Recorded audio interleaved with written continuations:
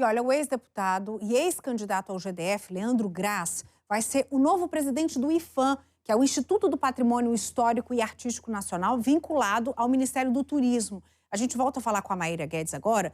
E eu queria que a gente começasse falando do IPHAN e das atribuições dele para a gente começar essa história, né, Maíra?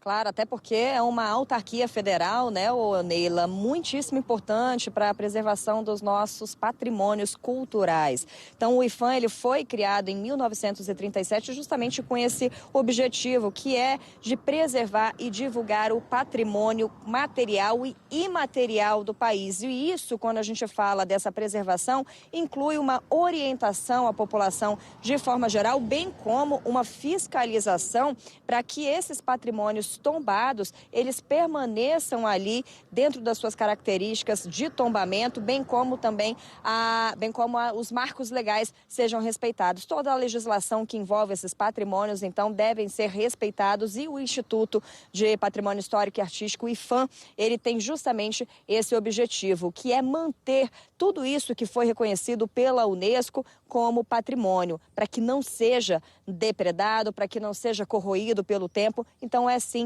um instituto muitíssimo importante para o nosso país, Neila. E agora a gente fala então do Leandro Graz e por que o nome dele foi escolhido para ocupar o Instituto. Bom, o nome foi escolhido pela Margareth Menezes, né, a nova ministra desse governo.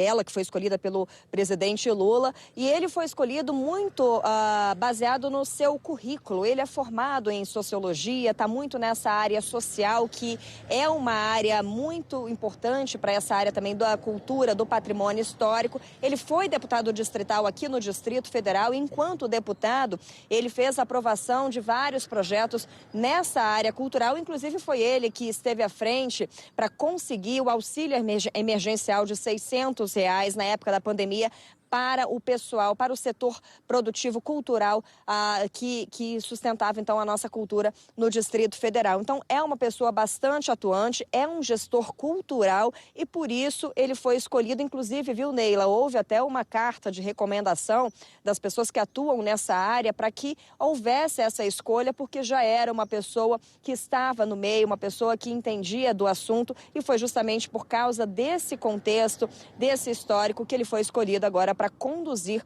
o IPHAN durante essa temporada.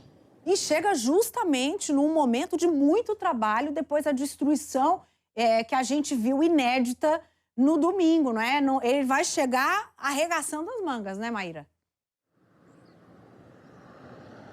Olha, muito trabalho pela frente, Neila, porque a gente viu aí que durante esses atos, né, de vandalismo praticados no último fim de semana, muitos patrimônios foram aí, de fato, destruídos, e a gente teve obras de arte, enfim, tudo que precisava ser mantido, preservado, foi destruído nesses atos de vandalismo, e por isso ele vai ter todo um trabalho agora para poder fazer o levantamento dos prejuízos causados pelos atos terroristas e também a recuperação dos monumentos tombados e das obras vandalizadas. Esse levantamento deve demorar um pouquinho para ser feito, os prejuízos causados e depois como é que isso vai ser recuperado. E a gente aproveita até para mencionar que a ministra Margareth Menezes, ela deu um pronunciamento se referindo a essas obras, a esses patrimônios culturais que foram danificados, de montar um memorial para isso. E a gente deve ter a participação, por exemplo, do Leandro Graz no desenvolvimento dessa iniciativa. Neila.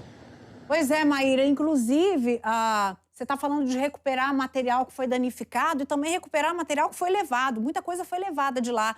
Além de armamento, obras de arte, objetos que, inclusive, já saiu numa reportagem nossa aqui, que foram encontrados onde as pessoas estavam reunidas ali no galpão, no ginásio da Academia de Polícia. Então, a pessoa chega lá, não fiz nada, não estava lá, encontra objetos que eram dos palácios dentro das mochilas das pessoas que estavam lá. Então, tudo isso está sendo investigado. E a gente fala o seguinte, a gente se enforca com a própria corda.